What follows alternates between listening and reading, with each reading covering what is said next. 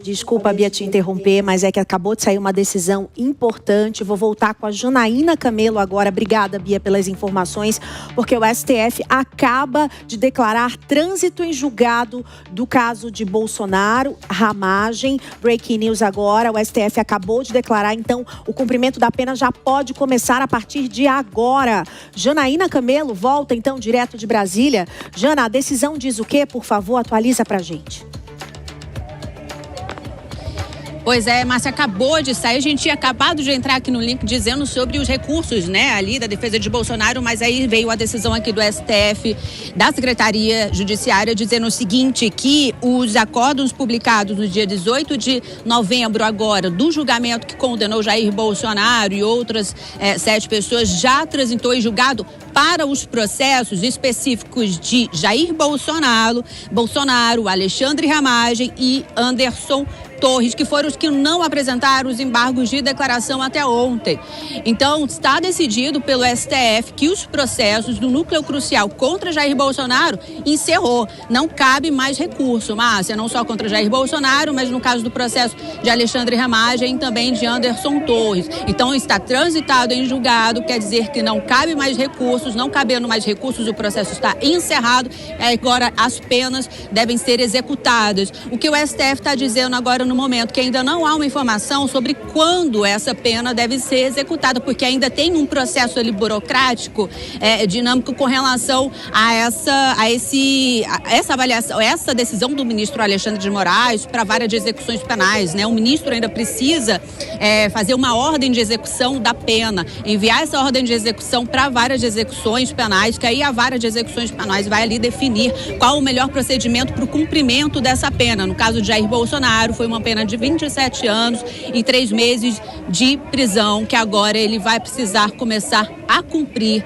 inicialmente em regime fechado. Então, o processo contra Jair Bolsonaro está encerrado aqui no STF. Não cabe mais recursos, foi o que está decidido aí com relação ao julgamento do núcleo crucial contra Jair Bolsonaro e também contra Anderson Torres e também contra Alexandre Ramagem, porque não apresentaram os recursos ali, o embargo de declaração até ontem, que era o prazo final ali para que isso fosse apresentado. Havia uma expectativa que se, em tese ali, né, poderia apresentar ainda até o dia 3 de novembro, até o dia 3 de dezembro, um outro recurso, seriam os embargos infringentes, em tese poderia, mas o ministro já entendeu ali que esse processo deve ser encerrado. Agora é saber quando que, de fato, Jair Bolsonaro pode começar a cumprir essa pena. A expectativa é que isso deve ser uma coisa breve, como, por exemplo, aconteceu no caso de Mauro Cid, né? Mauro Cid já está cumprindo essa pena, o processo dele foi transitado e julgado e logo na sequência o ministro Alexandre de Moraes decidiu que ele já sim poderia cumprir essa pena. Então, isso deve acontecer da mesma forma também no caso desses 3 condenados, o ex-presidente da República, Jair Bolsonaro, Alexandre Ramagem e também Anderson Torres. Agora é decidir, né, Márcia, aquela questão toda que a gente tem discutido nesses últimos dias, onde o ex-presidente Jair Bolsonaro vai cumprir essa pena, inicialmente em regime fechado. Hoje a gente sabe que ele está em prisão preventiva, lá na Superintendência da Polícia Federal, aqui em Brasília, mas não quer dizer que será lá que ele vai cumprir inicialmente essa pena em regime fechado. Há também toda a expectativa da defesa de Jair Bolsonaro pedir para o STF que o ex-presidente cumpra essa pena em prisão domiciliar, levando em conta ali as razões de saúde, né, complicações de saúde que o ex-presidente tem passado depois das cirurgias que ele já foi submetido. Então, essa é a tendência, que o ministro aceite, inclusive, esse pedido para que ele cumpra essa pena em prisão domiciliar, como ele já estava ali em prisão domiciliar nos últimos meses, mas que ele inicialmente ali, pelo menos por até uma semana, ele faça esse cumprimento dessa pena.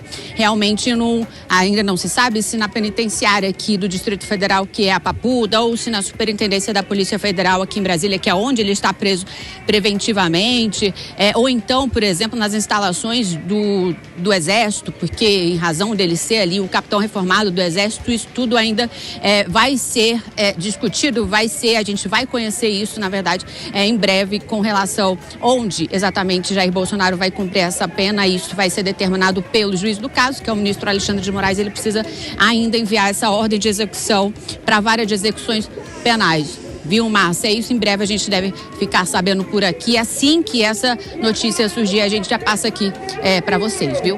Márcia. Perfeito. Muito obrigada, então, Janaína Camelo, pelas suas informações. Vamos chamar os nossos analistas rapidamente para começar, então, a destrinchar essa informação que acaba de chegar, essa decisão do STF.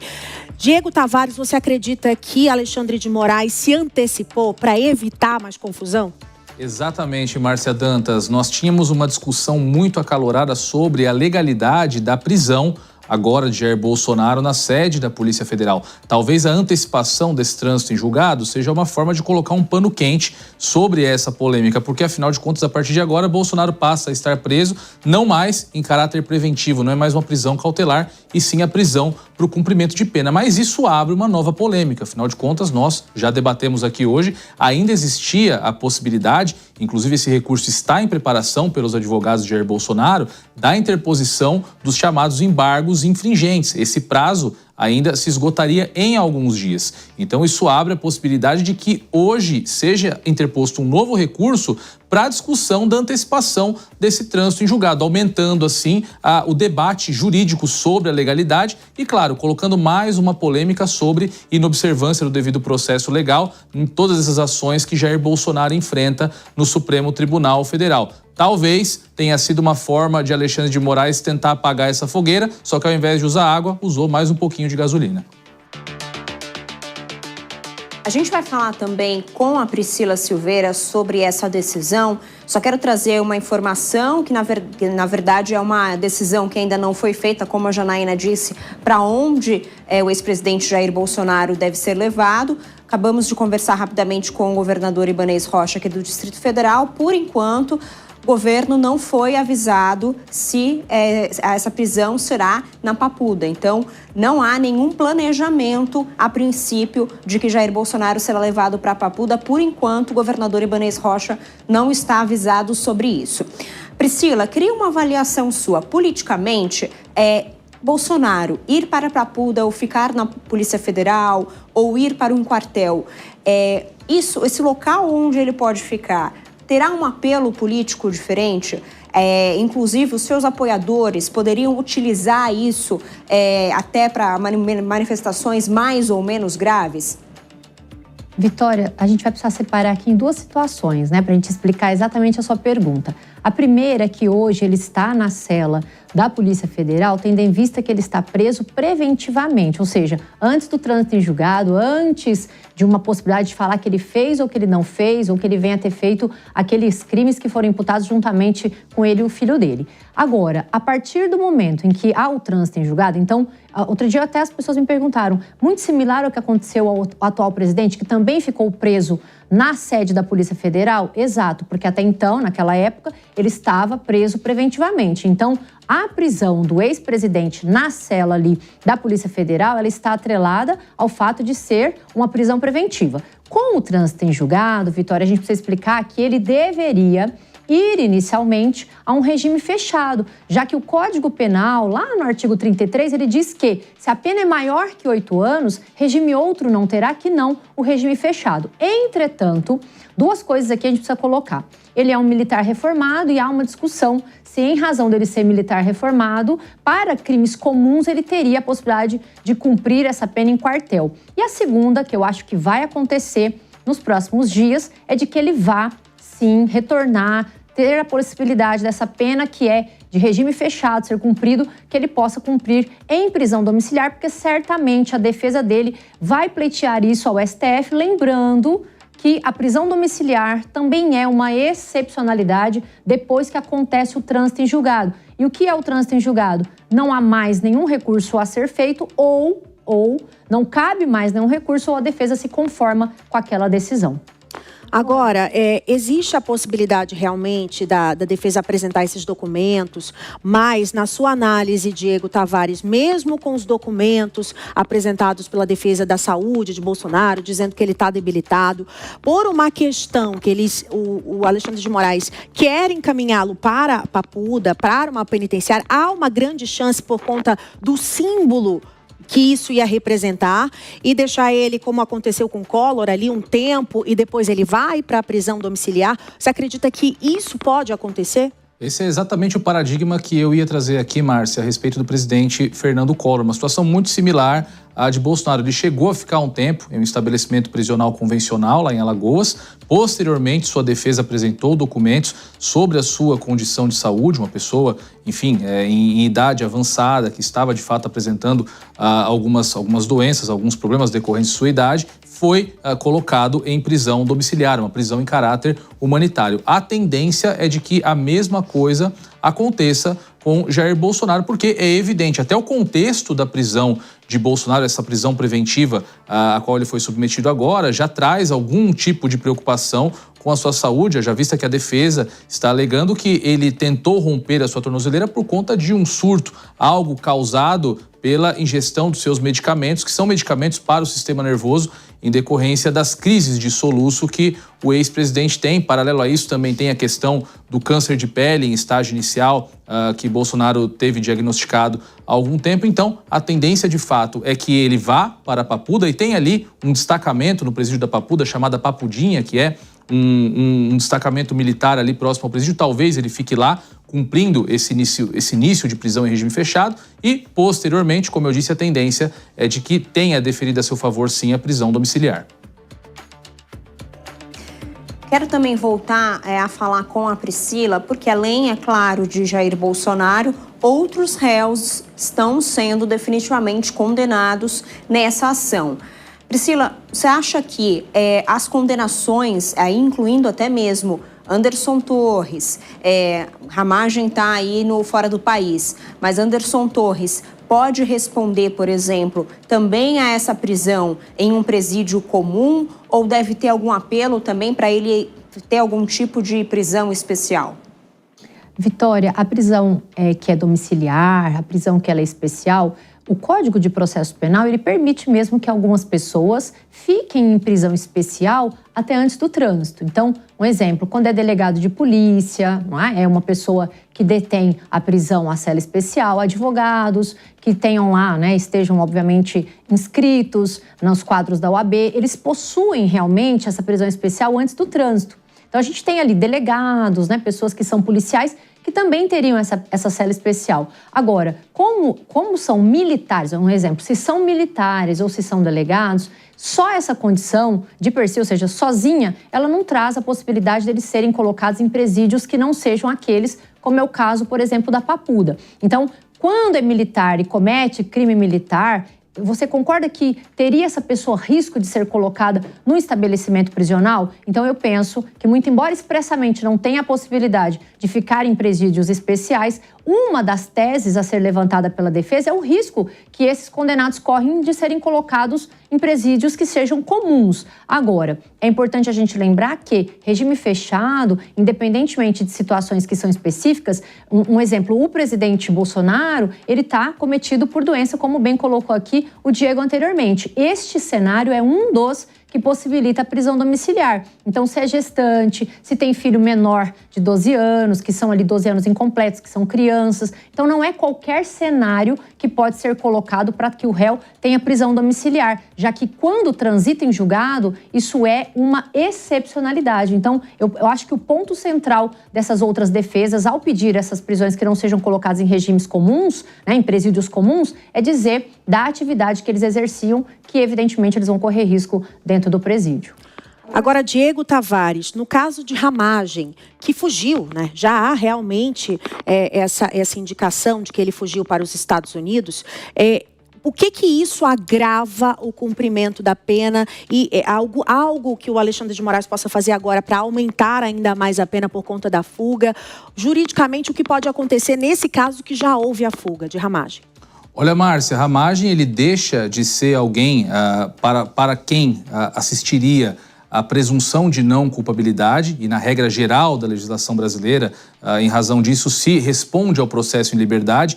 A prisão preventiva seria algo excepcional, muito embora não é o que nós observemos na prática do sistema de política criminal no nosso país e passa a ser efetivamente um condenado pela justiça. Então, agora ele passa oficialmente ao status de foragido da justiça e, claro, que isso pode trazer a Alexandre Ramagem algumas implicações. Mas tem os elementos políticos também que permeiam muito esse caso e, evidentemente, o núcleo bolsonarista. Então, mais possivelmente, o que vai acontecer é que tudo isso vai ficar por detrás dessa cortina de fumaça da narrativa, onde muitas pessoas estão, de fato, se evadindo do cumprimento da lei aqui no Brasil com a desculpa de que estão fugindo de um sistema que os está perseguindo, um sistema que está utilizando o aparelho do Poder Judiciário para fazer perseguição política contra opositores do governo. Esse é exatamente o discurso de Ramagem e de tantas outras pessoas que orbitam o núcleo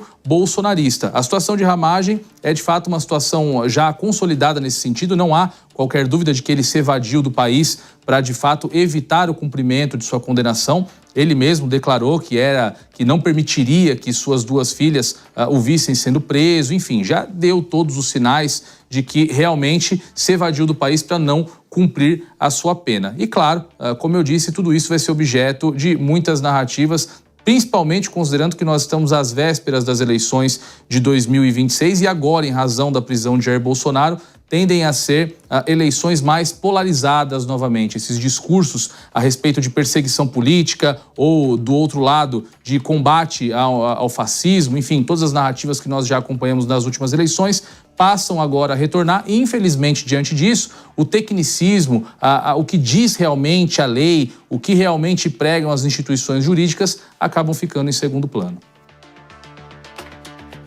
Quero aproveitar também para lembrar quem nos acompanha quem são os condenados nessa ação, além do ex-presidente Jair Bolsonaro. Vamos lá. Almir Garnier, ex-comandante da Marinha, Augusto Heleno, ex-chefe do Gabinete de Segurança Institucional da Presidência da República, Anderson Torres, ex-ministro da Justiça, Alexandre Ramagem, deputado federal, portanto agora foragido, Paulo Sérgio Nogueira, ex-ministro da Defesa, Walter Braga Neto, ex-general e também ex-ministro, e Mauro Cid, ex-ajudante de ordens, que agora, por ser delator, ele vai cumprir já a prisão domiciliar de 2 anos. Mauro Cid, portanto, tendo essa pena muito mais aliviada do que os demais réus agora condenados. Lembrando também que esses réus que são militares, como o comandante da Marinha, Paulo Sérgio Nogueira, Walter Braga Neto, a partir de agora, o Ministério Público Militar pode requisitar ao Superior Tribunal Militar que esses réus percam as patentes. Então, pode-se iniciar, a partir de agora, depois da condenação já feita, o processo de perda de patentes desses militares no Superior Tribunal Militar. E, a partir dessa perda de patentes, se o tribunal aprovar essa perda, eles também perdem as remunerações que hoje ganham como militares. Márcia. Perfeito, Vitória. A gente continua repercutindo. Eu quero entender agora, com a Priscila Silveira, a situação da família e também dos aliados ali na Câmara dos Deputados. Você acredita que com essa decisão de Moraes ainda há algum resquício de passar, de retomar, acho que pode ficar até ruim, algum tipo de PL de dosimetria, de anistia? Existe alguma possibilidade, Priscila? Muito bem, Márcia. A sua pergunta é feita diariamente, tendo em vista que qual seria o cenário, né, de finalidade existindo uma diminuição dessa pena. A lei de execução penal, já que a gente passa a considerar que ele vai começar a cumprir a pena, permite que toda vez que uma lei beneficiar aquele que cumpre a pena, né, o que a gente chama de reeducando assim no sistema prisional, toda vez que ele passa a cumprir e uma nova lei o favorece, o juiz da execução, que no caso aqui, né, vai ser o próprio ministro Alexandre de Moraes, por uma regra estabelecida pelo STF, como ele é relator, ele vai cuidar da execução, ele vai então considerar esses benefícios, essa lei que beneficia. Então, se a gente tiver tanto a anistia quanto a diminuição da pena, são situações que favorecem o acusado, Márcia. E o favorecendo faz, então, com que seja aplicada. Razão pela qual isso está lá no artigo 66 da Lei de Execução Penal, que trata dessas benesses que são colocadas no curso da execução da pena. Então, uma delas é o fato de diminuir a pena. Diminuindo a pena vai interferir diretamente na execução dela. Então, um exemplo. Se diminuir a pena para 7 anos, já muda todo o cenário. Ele iria a um semiaberto, ele pode ficar durante o dia fora, ele pode trabalhar e ir para, ali onde ele está cumprindo pena somente à noite. E se ficar menor que 4, Márcia, isso partindo do pressuposto da diminuição da pena, que não é o cenário ali buscado, por toda a articulação, ele ficaria na casa de albergado. Então, ele não teria a questão de estar em cela, preso. Agora, a anistia é perdão. Então, perdoando é uma coisa benéfica de forma total. E aí, por que eles buscam nessa articulação pegar esse perdão? Porque daí não há falar em fato criminoso. Então, ele poderia estar na rua, livre para poder fazer todo o cenário político, que eu acho que de fato se busca com esse perdão. Então, como são situações que o favorecem, eu acho que agora, mais do que nunca, eles vão atrás de votar tanto a PL da anistia, de modo genérico, ou subsidiariamente, que não seria o cenário inicial, a diminuição de pena. Mas, Diego Tavares, eles vão conseguir apoio para isso?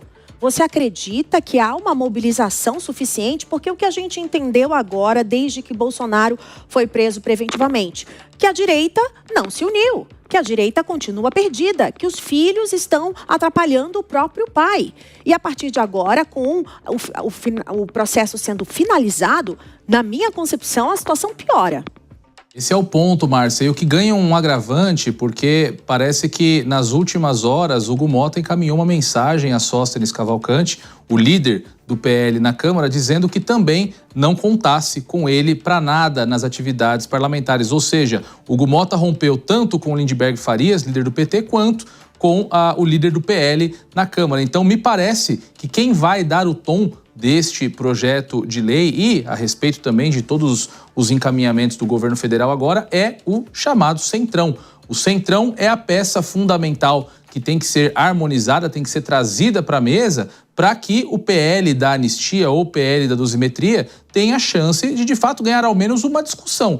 Porque realmente a direita, na articulação do PL da anistia há alguns meses, se mostrou extremamente desorganizada, com muita dificuldade de articular com parlamentares-chave. Não conseguiram articular nem mesmo a relatoria do projeto que coube ao Paulinho da Força, um adversário político declarado da direita brasileira e também do próprio Jair Bolsonaro, alguém que era tido como ali alguém da cozinha dos próprios ministros do Supremo Tribunal Federal, que nos bastidores também demonstravam uma certa rejeição à possibilidade de um PL da anistia. Então, a direita, para que esse PL avance, eu acredito que esse PL volte agora realmente às discussões, essa discussão ao menos na imprensa, ao menos no debate público, em geral, tende a se reaquecer pela prisão, agora em definitivo, de Jair Bolsonaro. A direita precisa se organizar para, de fato, ter a esperança de conseguir ao menos iniciar a discussão desse projeto. Do contrário, eu acho muito difícil que o Centrão compre o desgaste com grande parcela do eleitorado brasileiro e também com grande parcela da classe política e do Supremo Tribunal Federal para forçar um projeto de lei que favoreça Jair Bolsonaro.